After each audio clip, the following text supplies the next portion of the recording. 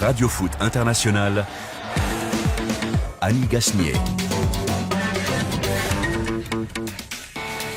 Bonjour à tous et merci de nous rejoindre dans le Café des Sports de Radio Foot International sur RFI. Et merci d'être au rendez-vous aussi pour nos internautes, ceux qui nous regardent à travers la page Facebook, le Facebook Live de Radio Foot International, que vous pouvez aussi retrouver sur la chaîne YouTube de RFI à la fin de l'émission lorsque vous l'aurez regardé ou si vous voulez la revoir. Ce Café des Sports, le premier de l'année 2020, eh bien, nous avons nos débatteurs favoris, le duo de choc que vous attendez chaque semaine, Rémi Ngono et Xavier Barré. Bonjour messieurs. Bonjour Annie. Bonjour bonne et année. bonne année à tout le monde. Voilà, c'est comme ça. Bonne Sauf année. qu'on a pris les mêmes tons, mais il aime pas sombre lui. Ouais, hein, marron, dans le marron aujourd'hui. Dans le marron. Philippe Doucet est là pour compléter. Arbitrer alors. Pour arbitrer, oui, d'une certaine façon, mais il y a le réfé aussi qui arbitre souvent. Bonjour Philippe Doucet. Bonjour Madame Annie. Merci beaucoup d'être dans Radio Foot aujourd'hui. Et puis Alejandro Valente. Bonjour réfé. Bonjour Annie, bonjour à tous. Et bonjour au coiffeur de Philippe Doucet. C'est ma fille. C'est sûr que Alejandro, vous ne pouvez pas lui rendre l'appareil pour ce qui est du coiffeur. Au cœur des débats de ce Café des Sports de janvier 2020, eh bien, un super derby madrilène pour une super coupe d'Espagne. Real Madrid, Atlético Madrid se retrouveront dimanche pour une finale disputée bien loin de leurs supporters. Étrange compétition inventée par la Fédération espagnole pour séduire l'Arabie Saoudite. Le FC Barcelone ne va finalement pas mieux alors que le Real séduit. Sans doute est-ce les conclusions à tirer de cette Super Coupe d'Espagne offshore alors que la Liga les attend.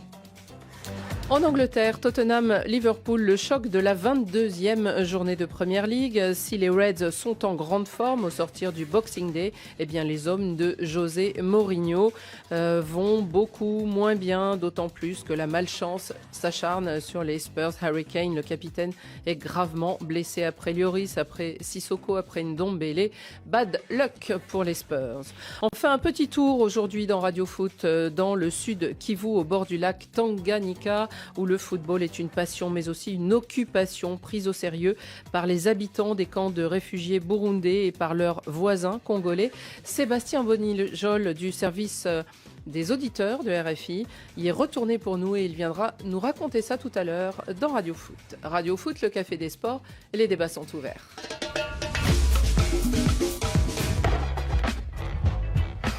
سيرجيو بوسكيتس موراتا عدي بكرة موراتا يحاول التمرير موراتا عدى والتمريرة بين ضربة الدفاع كوريا والكرة يا إلهي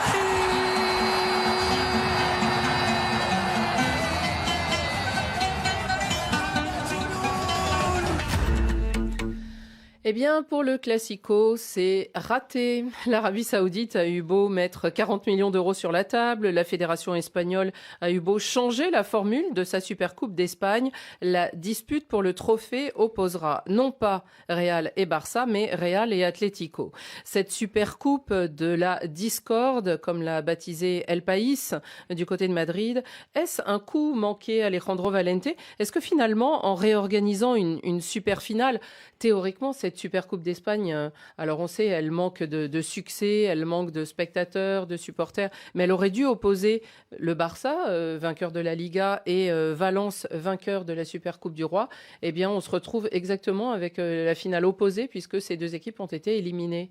Oui, c'est sûr que ce n'était pas l'objectif de la fédération sans doute, mais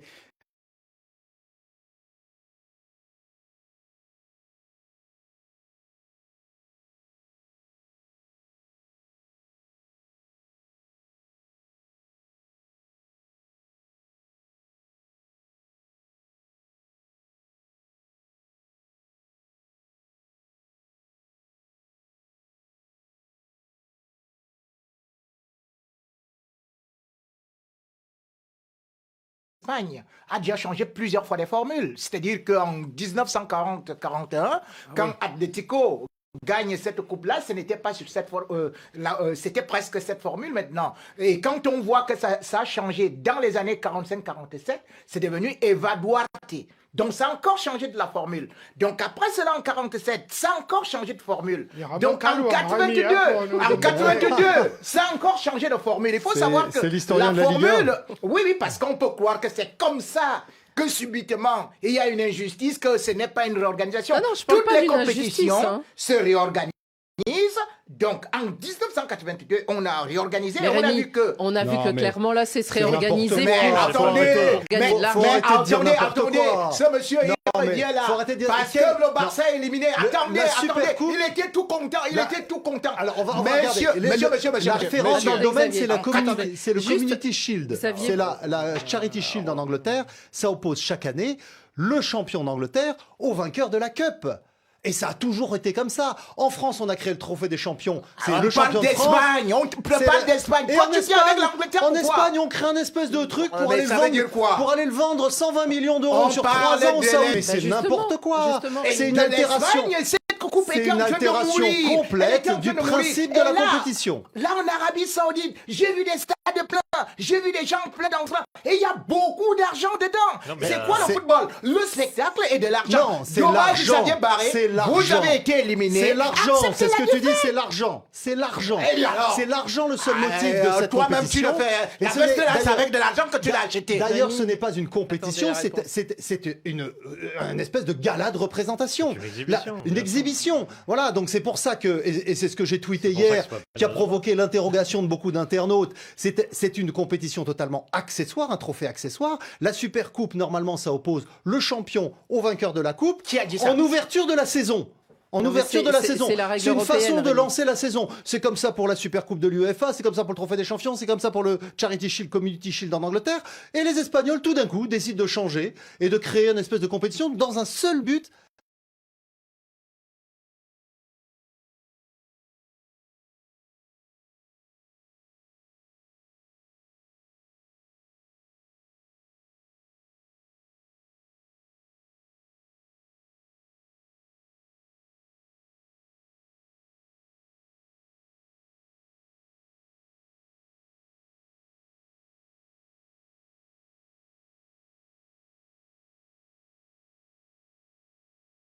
Totalement, le résultat sportif est totalement accessoire et la démonstration a été faite à l'insu de la fédération espagnole ou de la Ligue, je pense que c'est plutôt C'est la la Ligue. fédération. Non, c'est justement. pardon. En plus, ils C'est sont la pas d'accord fédération. entre eux. C'est le comble pour eux, c'est dès la première année, il n'y a ni le champion ni le vainqueur de la Coupe. Bon, ça montre bien ce que Voilà. c'est. Voilà, c'est une exhibition, point barre. Exactement. Que sa valeur. En tout cas, accessoire. en De tout cas- toute façon, je vais juste te dire que ce n'était pas une exhibition au regard de l'intensité des matchs. On parle Là, on va y d'exhibition venir, quand on va y c'est un venir petit au match. Je n'ai pas spectacle regardé, et tout. moi, je ne Les regarde que matchs, les matchs. vous n'avez pas Les vrais regardé matchs. certainement. Je regarde Mais les vraies moi, j'ai compétitions. regardé. D'ailleurs, C'était la pas preuve, c'est que transmis en jusqu'à France. présent, aujourd'hui, on est en train de vouloir chambouler tout au Barça. Si jamais cette compétition n'était pas prise en considération, ce ne serait pas ça. Je dis bien, vous allez aussi dire que la première ligue qui se joue à Noël, c'est une Alors là, exhibition. là, si un- Chacun a sa formule Mais non, dans son mais non, championnat mais non. et dans son organisation. Si un jour, Rémi, un entraîneur est viré à cause d'une super coupe, franchement, c'est vraiment un club de merde. Ce club qui ferait ça, c'est vraiment un véritable club de merde. Parce que Bon. franchement, faut pas exagérer, une super coupe, tout le monde s'en fout. Ah, éperdument. Il y a, Ah eu, bon il y a Oui. eu la Super Coupe et Rien à voir on en avec est au le stade reste. de la finale. En tout cas, les Saoudiens ont répondu présent puisque le stade qui fait 60 000 places à Jeddah était plein. Et on a eu hier vraisemblablement un super match. Alors, difficile de le diffuser. En Espagne, la télévision nationale a refusé de retransmettre la compétition. En France, ouais. c'était compliqué aussi, mais on a des résumés. Et le FC Barcelone quitte donc Jeddah après une rencontre perdu face à l'Atlético Madrid. Un match longtemps incertain, renversant pour nos confrères de l'équipe, car le score, eh bien, il raconte bien la rencontre. D'abord, ce sont les Colchoneros qui ont ouvert le score. 1-0. Après, tout d'un coup, c'était les Blaugrana qui étaient devant sur le score de 2-1. Et finalement, ce sont les Madrilènes qui l'ont emporté sur le score de 3-2. Le but de la victoire, d'ailleurs, est venu d'un Argentin, mais pas celui qu'on croit. Ce n'était pas Messi, non. C'était un Colchonero, Angel Correa, qui a marqué pour l'Atlético. Et Messi a Un sans beau doute but. été bon, mais Messi a perdu et il l'a dit, il faudrait être prudent et ne pas répéter ça. Tenemos mucho que mejorar y somos conscientes de ello. Hoy creo que dimos, un Il faut paso qu'on adelante s'améliore más allá et de- nous le savons. de la Nous derrota, sommes conscients pero- que nous pero n'avons somos pas fait les conscientes choses que comme no nous le hemos voudrions hecho ou comme nous como pouvons nos réussir à le gustaría o faire. como podemos llegar a hacerlo, así que, Cette année, eh, nous allons essayer este año de redresser la barre et de seguir el ne camino pas de lo commettre que hicimos- les erreurs de infantiles lo que que hicimos nous avons hoy y commises. no cometer errores infantiles como lo cometimos. Le Barça nous a écrit avec humour sur la page Facebook de l'émission Josinho Ain de Bondoukou en Côte d'Ivoire. Alejandro, c'est la VAR qui a gagné finalement ou c'est la VAR qui a battu le Barça? Non, on ne peut pas dire ça parce que bon, c'est vrai que la VAR a été utilisée à des manières un peu excessives probablement dans ce match et que ça a pu énerver les joueurs des deux équipes parce qu'il y a eu 2 buts annulés au Barça, il y a eu plusieurs pénaltys, actions litigieuses non sifflées. Il y a eu cette action où Thomas Partey donne un coup à un joueur de Barça dans la surface. L'arbitre sort le carton jaune à son encontre, mais ne siffle pas pénalty. Donc personne n'a compris la logique de ce geste. Mais bon, à part ça, ça évidemment, ça a énervé les joueurs. C'est que je remarque, c'est que Barcelone a fait un très bon match pendant 70 minutes. Et le problème de Barcelone en ce moment, et depuis le début de la saison, c'est qu'ils ont du mal à jouer un match 90 minutes. C'est-à-dire que physiquement, les joueurs n'arrivent pas à garder l'intensité pendant toute la durée nécessaire. Et dans les dernières minutes de ce match, dans les 10 dernières minutes, ils sont un peu perdus pied. D'autant que la défense, qui était un peu remaniée avec Umtiti, qui est loin d'être en grande forme, n'a pas été très brillant. Et le gardien Neto n'est pas Ter Stegen. Xavier. C'est d'ailleurs ce que disaient les éditorialistes dans la presse espagnole ce matin, enfin surtout Mundo Deportivo Sport. Ils disaient finalement le Barça a gagné à Madrid contre l'Atlético en championnat un match qu'ils ne devaient pas gagner. Ils ont gagné 1-0 tout à fait en fin de match. Et là, un match qu'ils ont largement dominé, qu'ils auraient dû remporter, ils le perdent. Alors heureusement, c'est un match exhibition, donc sans grande conséquence. Mais ce que il valait mieux gagner le match du championnat. Absolument. Mais ce que dit El Refe est effectivement très intéressant pour la suite, parce que là maintenant, ce qui se passe, du coup, Barcelone est rentré déjà dès aujourd'hui Ils n'ont pas fait un match pour un 3e place. Non, il y a pas ça. Barcelone. Incroyable. Une exhibition, c'est une exhibition. On va faire un match pour un 3e place. Le gala. Et reparti de Jeddah dès ce matin. C'est la super coupe. Ils ont super au-dessus de la coupe. Ils ont maintenant 10 jours pour préparer le prochain match de championnat. Et moi, je me souviens de quelque chose. Et là, j'attends de voir ce que va dire Rémi Ngono, parce qu'il va être complètement pris de court. Souvenez-vous, il y a 3 ans, quand Zidane arrive. Impossible. Quand Zidane arrive, il y a 3 ans, à la tête du Real Madrid, il se retrouve avec un Real qui est éliminé de la Coupe d'Espagne sur le tapis vert pour avoir aligné le Russe Chirichev. Du coup, il n'a pas la Coupe d'Espagne qui se jouait à l'époque par match aller-retour pendant tout le mois de janvier. Il peut travailler sereinement, préparer son équipe qui gagne la Ligue des Champions 2016. 2017, qu'est-ce qui se passe? Le Real, à nouveau éliminé dès les quarts de finale de la Coupe d'Espagne par le Celta Vigo. Du coup, pareil, mois de janvier, début février, dégagé, il peut travailler et il fait travailler le foncier de son équipe et le Real gagne à nouveau la Ligue des Champions. Qu'est-ce qui se passe 2017-2018? Même chose, le Real éliminé de la Coupe du Roi dès les quarts de finale par Leganés. Et Zidane peut travailler le foncier et le Real Madrid, du coup, va jusqu'au bout et gagne encore la Ligue des Champions. Qu'est-ce qu'il a manqué au Barça ces dernières saisons?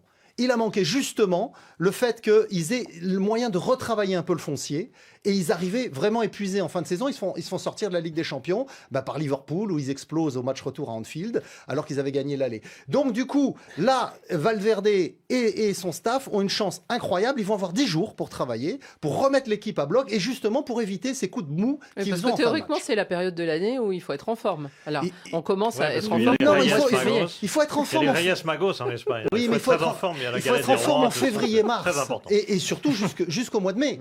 Voilà. Et le Barça, ces dernières saisons, a gagné la Coupe. Bon, ils ont perdu en finale l'année dernière, mais ils gagnent la Coupe chaque fois. Et ils ont les matchs aller-retour en janvier. Malheur, alors, finalement. Et donc, la Supercoupe ne remplace pas la Coupe. C'est qu'ils auront quand même la Coupe. Non, parce que la Coupe elle est allégée. Il n'y a plus de match aller-retour. Elle est sur un seul tour. Et ils sont exonérés des premiers tours. Exemptés des premiers tours. Ça a un peu changé. Rémi. Il a dit que je serais pris de court. Je voulais juste lui dire que je reprends à revers. Parce que là, il me parle de préparer le foncier pendant 10 jours, alors que là, et justement aussi, le Real n'a que ce match qu'il va jouer. Ce n'est pas que le Real va jouer une autre compétition qui va commencer là. C'est un seul match que le Real fait. Et dimanche soir. C'est dimanche. C'est ce dimanche. Donc le Real, lui aussi, rentre, va travailler. Et d'ailleurs, je vais dire que le Real a déjà bien travaillé. Attendez, on va en parler. N'oubliez pas. Donc, quand on me parle aujourd'hui que c'est un match en bois, une coupe en bois, ce n'est pas par hasard qu'on appelle cela Super Coupe d'Espagne. Donc, entre la Coupe d'Espagne et la Super Coupe. On te dit super. Alors, Xavier Barré vient ici. Il se met à danser avec le blazer jusqu'à ce que ça se déchire derrière. Parce que le Barça a remporté la Coupe du Roi. La Coupe du Roi. Et maintenant la Super Coupe d'Espagne. Tu es au-dessus de la Coupe du Roi. C'est une exhibition, c'est en bois. Mais attendez, les compétitions qui comptent. Et ce que je vais te dire, c'est quoi? C'est que le Barça ne peut pas battre Atlético dans des matchs à élimination directe. Ça s'est vérifié en 2014. Eh bien, à la Ligue des Champions, le Barça est éliminé. Ça s'est vérifié en 2016. Non, tu dis n'importe quoi. Et le Barça est éliminé. Dernière, ils ça les ont c'est sortis. encore en Ligue des Champions. Je t'ai dit dans des compétitions à élimination directe. Et voilà la encore Coupe d'Espagne, qu'est-ce que c'est la Coupe toujours des remontadas. Une équipe spécialisée pour la... Ils ont éliminé l'Atlético de Madrid. Ils ont éliminé l'Atlético de Madrid de la Coupe d'Espagne. Ils ont éliminé le Real Madrid, l'Atlético de la Coupe d'Espagne. Donc tu dis n'importe quoi. Dimanche soir, en tout cas, mes amis, la finale de cette Super Coupe qui n'intéresse peut-être pas beaucoup les Espagnols, mais qui aura lieu, opposera donc Real Madrid. Alors que Rémi, ça le passionne. Oui, je sais bien. Mais dire une chose, Annie, quand même, c'est que c'est la première fois que ça l'intéresse tellement la Super Coupe. Non, mais comme quoi, et le marketing, c'est important. On te dit, Messi ne serait pas en train de pleurer. Messi, il est resté comme ça. Pour la première fois, j'ai eu pitié de Messi. J'ai failli prendre l'avion pour aller lui dire oh bébé, calme-toi. Il a failli bagarrer avec il faut dire une chose, c'est que Jean-Félix. Il faut dire une chose, c'est que nos auditeurs et nos internautes en Afrique ont plus de chance que nous en France, puisque eux peuvent voir cette compétition sur Canal+, alors qu'en France on l'a pas. C'est des fanas du Real et du Barça. En tout cas, la finale, donc Atlético Real Madrid, qui sera d'ailleurs un remake de ce qui avait eu lieu en 2014, où les Colchoneros, alors c'était un match aller-retour et c'était eux qui avaient battu le Real. En tout cas, Merengue et Colchoneros se retrouvent pour un nouveau derby et on a surtout un face-à-face entre Zinedine Zidane et Diego Simeone, l'Argentin des Colchoneros, qui dit tout le respect qu'il a pour son adversaire et confrère Zinedine Zidane. Je n'ai aucun doute sur le fait que Zinedine Zidane est un entraîneur fantastique et qu'il convient au Real Madrid. Les résultats parlent d'eux-mêmes. Ils ont changé depuis le début de la saison et ils se sont adaptés sur le terrain, malgré l'absence d'Eden Hazard, Karim Benzema et Gareth Bale. Ils ont 5 milieux de terrain sur la pelouse et ils peuvent tous bouger. Ils sont précis avec le ballon. Ils l'ont montré l'autre jour contre Valence. Ils ont très bien joué. Nous ferons face à un rival solide en finale. Au vu des demi-finales et aussi du championnat, le Real, Rémi, malgré l'absence de Bale, malgré l'absence de Benzema, est-ce que ce Real, pour vous, est le favori? Hazard aussi. Hazard, évidemment, mais lui, il n'est même pas venu d'ailleurs non plus, c'est vrai, mais il était blessé avant les deux derniers. Mais en tout cas, effectivement, avec une attaque complètement remaniée, est-ce que malgré tout, pour vous, dans ce derby offshore madrilène, est-ce que le Real est favori ou est-ce que l'Atlético, qui quand même, on revoit les valeurs de Simeone revenir sur le devant, la résistance, la pugnacité, est-ce que le Real va l'emporter? Sachez déjà que lorsqu'on essaie de regarder un peu les deux entraîneurs, ce n'est pas de gaieté de cœur que Simeone dit qu'il respecte Zinedine Zidane. 8 finales jouées, 8 remportées par Zinedine Zidane. Il n'a jamais perdu. Et encore, Diego Simeone sait déjà ce que Zinedine Zidane lui réserve souvent sur le plan tactique. Et il a pu voir comment est-ce que Zinedine Zidane a pu créer une autre façon de jouer alors qu'il n'avait pas d'attaquant.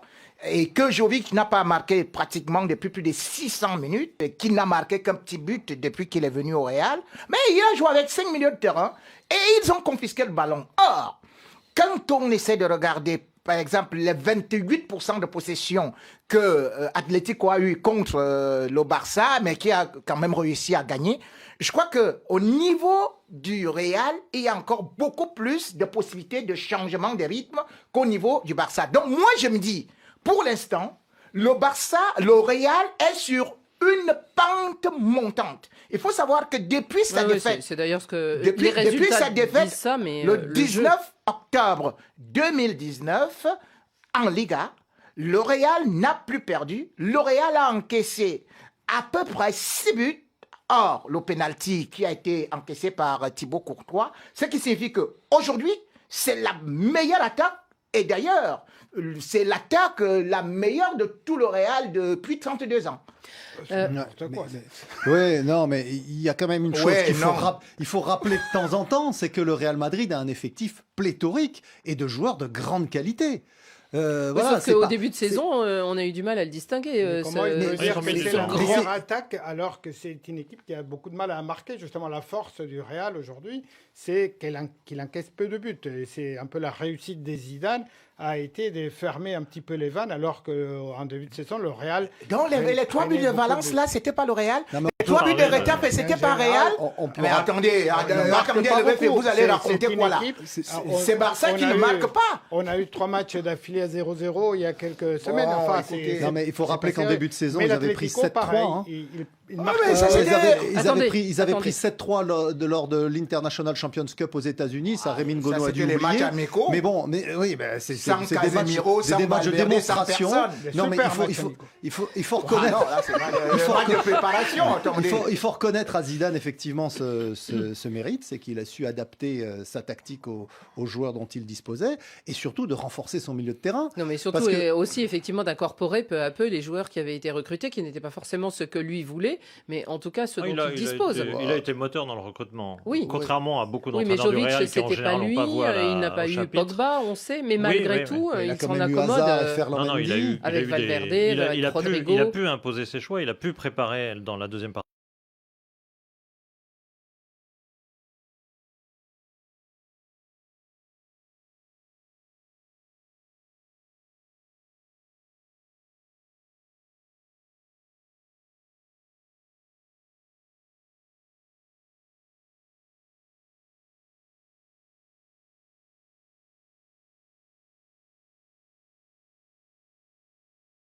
Ce que le Real n'a plus jamais eu. D'accord. Alors le leader en Espagne a 40 points au lieu de 50 d'habitude, mais à part ça, ils sont meilleurs que d'habitude. T'as raison. Ils dominent la compétition comme jamais, mais ils ont 40 points au lieu de 50. C'est pas grave, t'as raison. Même Javier Tebas. Ils ont perdu trop de matchs. C'est ça que vous avez dit. Oui, ils font des nuls, c'est parfait. Ils ont perdu trop de points. Ils ont perdu des points. Le président de la Ligue, Javier Tebas, se réjouit justement de ça, que le championnat est plus dense, plus serré même que l'Angleterre, qu'il y a moins d'écart et qu'effectivement, ça se voit.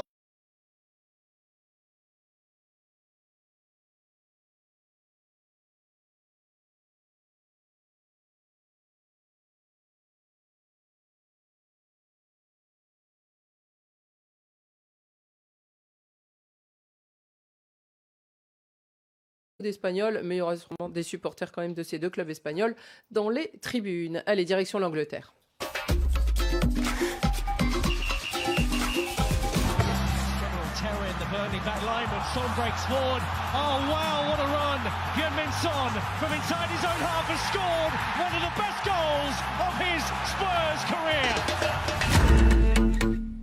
Son et son magnifique but face à Burnley, c'était le 7 décembre dernier. Son et les camarades de Tottenham seront-ils ceux qui arrêteront la marche victorieuse des Reds ce week-end à New White Hart Lane?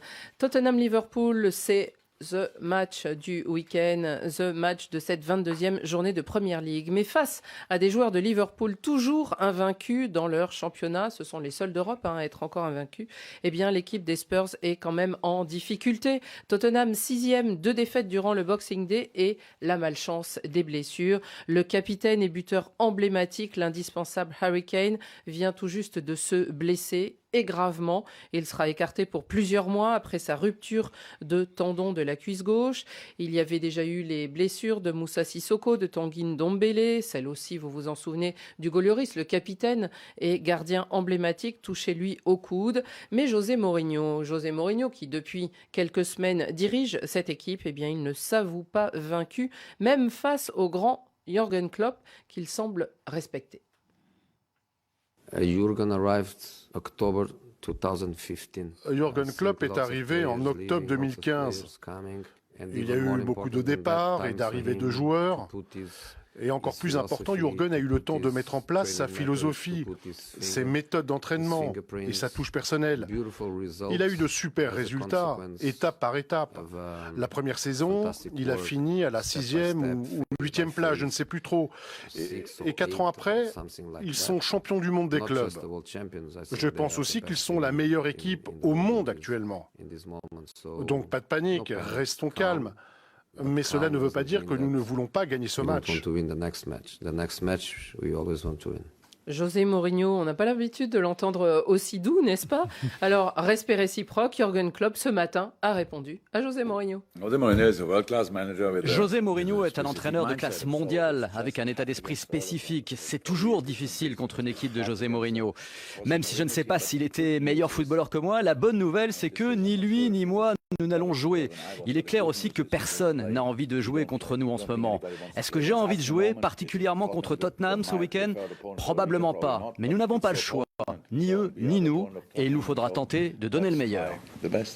Échange de civilité en début d'année. Ouais. Philippe Doucet, bon, c'est bien, ça rattrape un peu parce que Mourinho a toujours été extrêmement acerbe par rapport à Klopp en disant jamais, moi on m'a jamais laissé autant de temps, il a aucun titre, etc. Bon, heureusement. Il s'en donne pas beaucoup non plus, José Mourinho. De quoi? Du temps. Bah non, il a un peu un travail de sape. Hein. De moins en moins maintenant. Il est gardé un peu moins longtemps dans les clubs où il passe. Non mais c'est bien qu'il revienne à un peu de civilité, c'est très bien. Et pas c'est le nouveau Mourinho.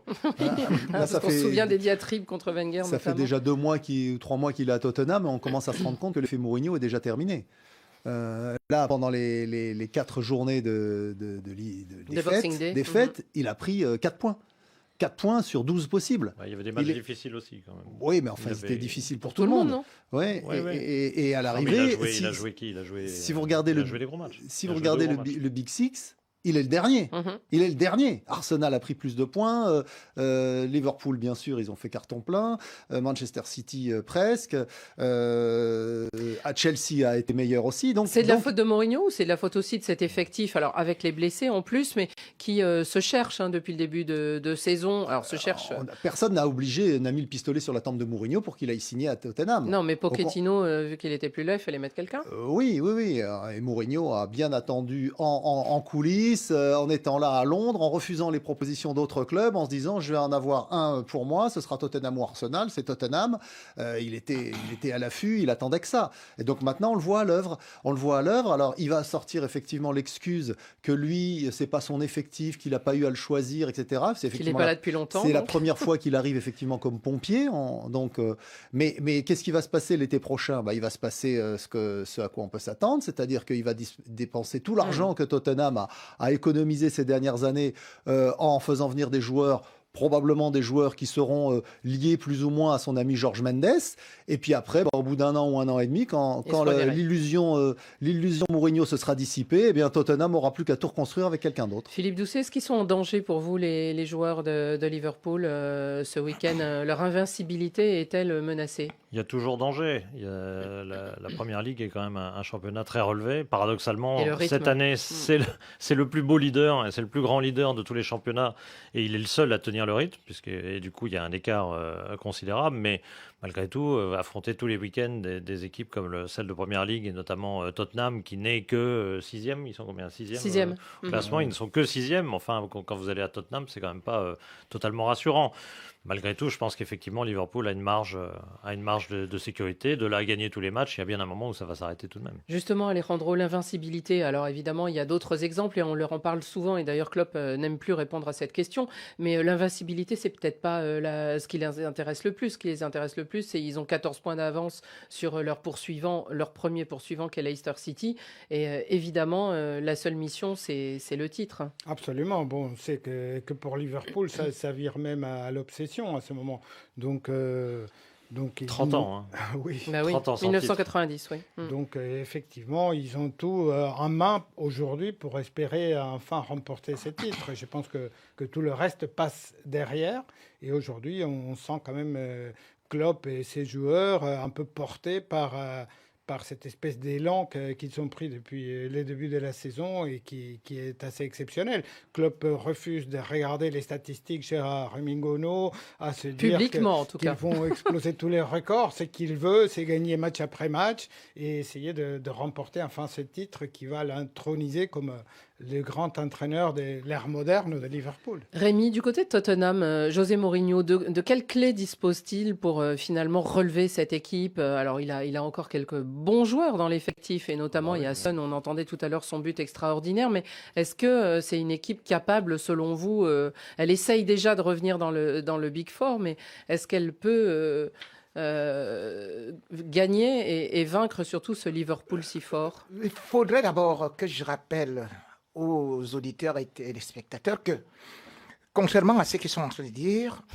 qu'aujourd'hui, Arsenal et tous les autres ont récupéré beaucoup de points. Xavier Barré, qui généralement a une cervelle qui est très très grande, je voudrais quand même lui rappeler que José Mourinho, dont il est en train de se moquer, a pris Liverpool après 14 journées, 14 points, 14e position. Il faut le rappeler. Liverpool. José Mourinho a pris Liverpool. Tottenham. 14 points. Ils étaient 14e. Il faut rappeler ça, monsieur Xavier Barré. Aujourd'hui, une équipe est en 6e position. Il trouve que c'est très très grave d'avoir... Parlez-moi du match. Attendez. Il fallait d'abord rappeler cela parce que ça va créer une confusion. Parce que ça répond à votre question. C'était une équipe qui avait joué la finale de la Ligue des Champions. Est-ce qu'il peut relever? Il l'a déjà relevé. Est-ce qu'il peut faire plus? En même temps, vous avez déjà tout énuméré.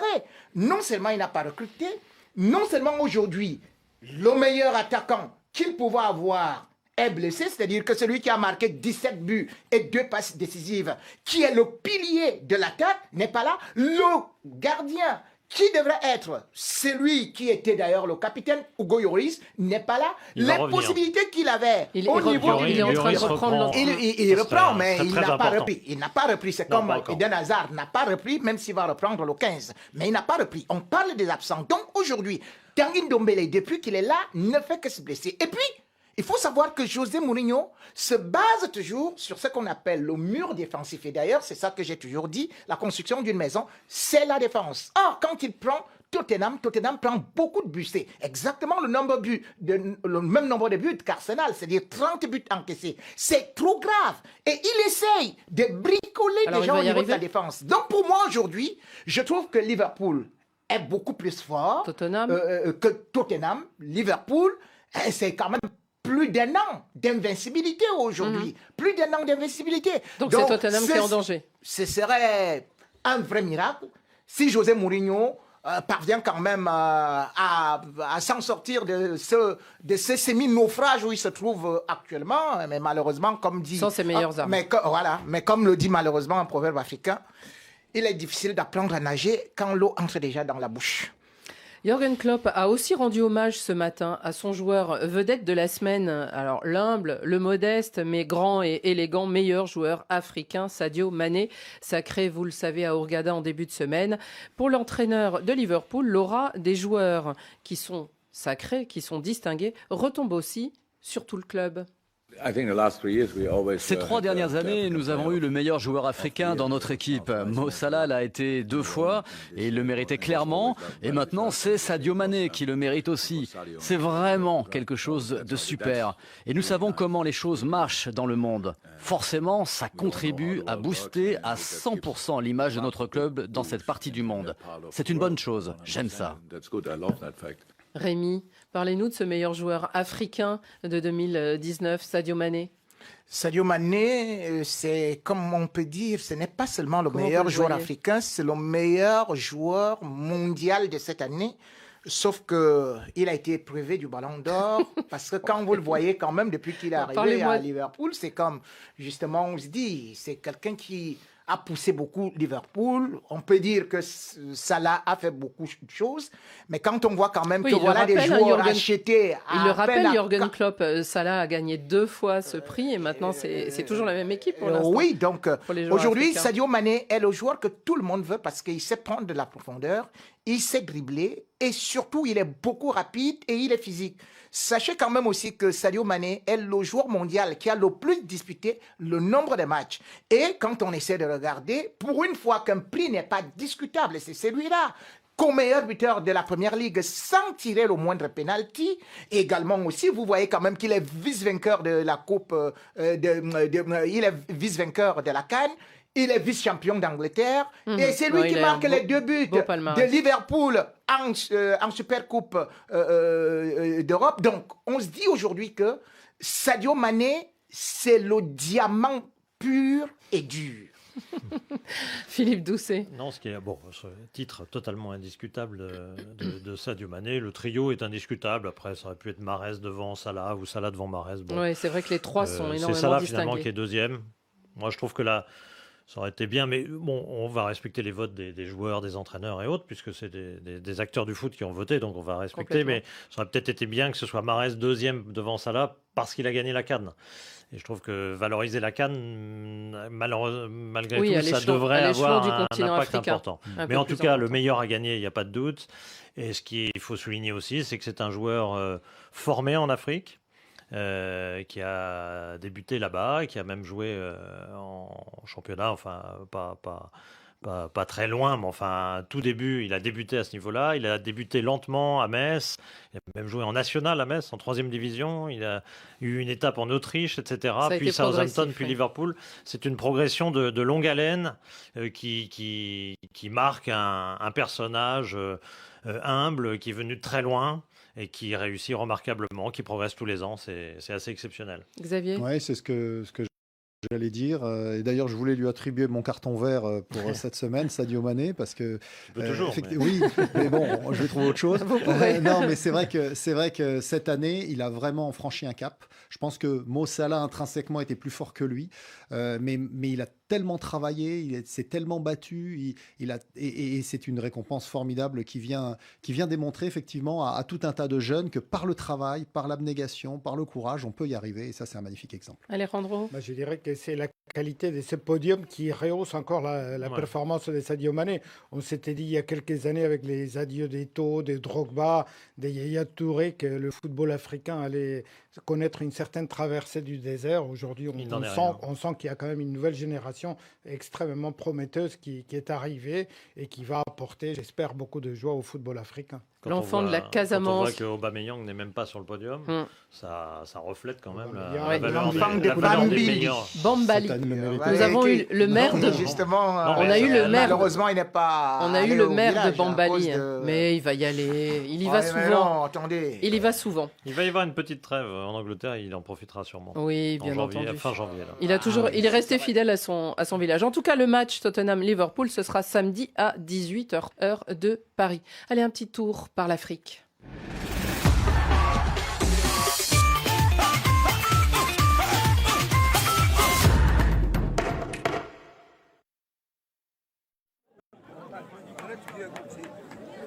Qui est le principal fléau. Donc les clubs RFI œuvrent dans ces camps à travers d'autres actions comme l'environnement, le reboisement. Effectivement, donc on a apporté des cinémas pour apporter de la distraction et donc l'organisation de tournois de foot. Il y a du football, il y a des tournois, il y a une quinzaine d'équipes dans ces camps. Il y a une quinzaine d'équipes dans ces camps. Il y a des équipes également féminines, mais là, dans ce tournoi précisément cette année, il y avait une douzaine d'équipes masculines. Composé pour cette année, la spécificité à Nice, c'était donc le mixage, le brassage. Le mélange, voilà, effectivement, parce que quand on installe un camp de réfugiés dans un pays hôte, la question de la gestion de la population autochtone est vraiment...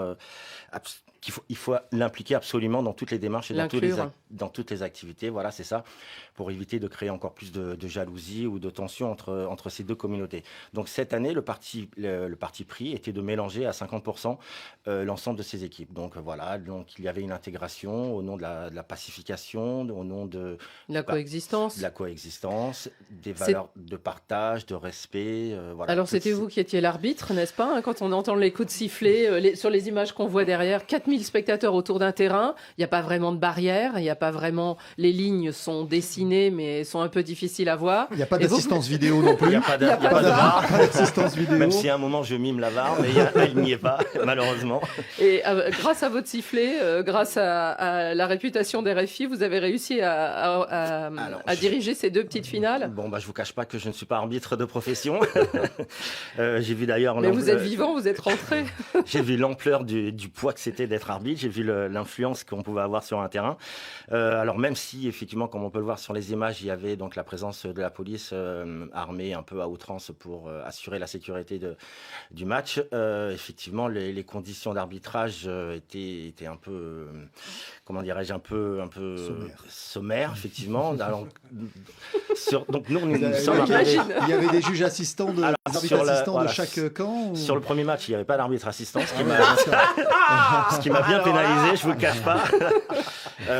Sur le deuxième match, sur la finale, c'était bon. Effectivement, j'ai vu qu'avec les arbitres assistants, c'était beaucoup plus facile d'assister, surtout sur les hors-jeux.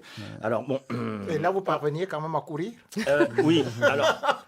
Comparativement en 2016, quand on était avec Annie, effectivement, là, le terrain était beaucoup plus praticable. On avait moins de soucis de se faire mal au genou ou à la cheville. Toutes les équipes présentes, comme on le voit sur les images, donc, sont toutes équipées de crampons. Leurs tenues sont dignes des clubs qu'on peut rencontrer un peu partout. Alors au niveau du foot, au niveau du jeu proprement dit, effectivement, c'est le niveau. Le niveau, donc ce sont des jeunes de 18-25 ans, très très motivés par. On pourrait jouer dans le Real Madrid de Rémi Ngono. C'est prévu. Ils s'entraînent. On va organiser ça. Surtout avec les Umtiti que vous avez là actuellement, les Rakitic, ils peuvent jouer au Barça.